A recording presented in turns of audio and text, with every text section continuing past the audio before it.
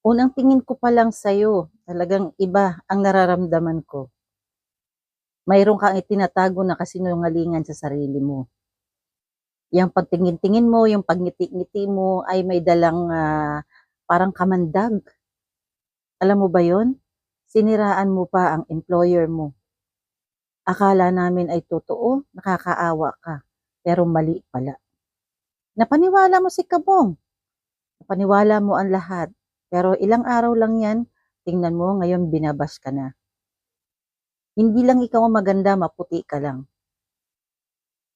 Pero, ang pangit ng ugali mo.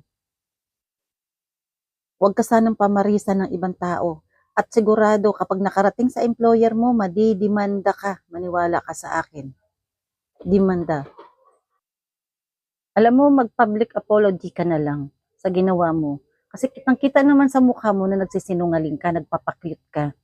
Kasiraan ka sa mga OFW. Baguhan ka pa naman.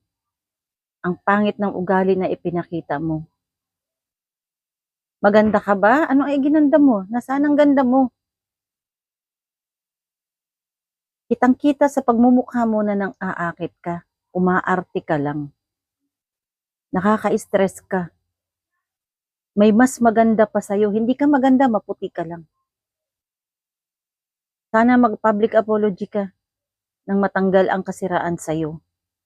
May itsura ka, bata ka pa. Tapos sinungaling ka. Ang galing mo gumawa ng kwento, no? Ang galing mo gumawa ng kwento na para bang ikaw lang ang nasa Saudi Arabia. 10 taon ako sa Saudi Arabia, Inday. Kaya wag mong ikukwento kung ano ang ginagawa ng amo. Ang mga amo na nagte-take advantage sa ganyang mga pag-uugali. Alam namin kung paano ang mga tao sa Saudi Arabia at lalong mga amo. Huwag mong ipangalandakan yung sexing katawan mo. Sabi mo maganda ang katawan mo, maputi ka lang.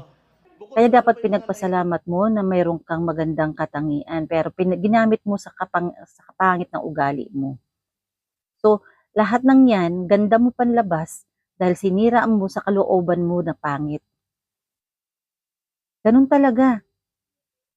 Hahabulin ka ng amo dahil nagpapahabol ka, dahil maarte ka. Yan ang katangian mo.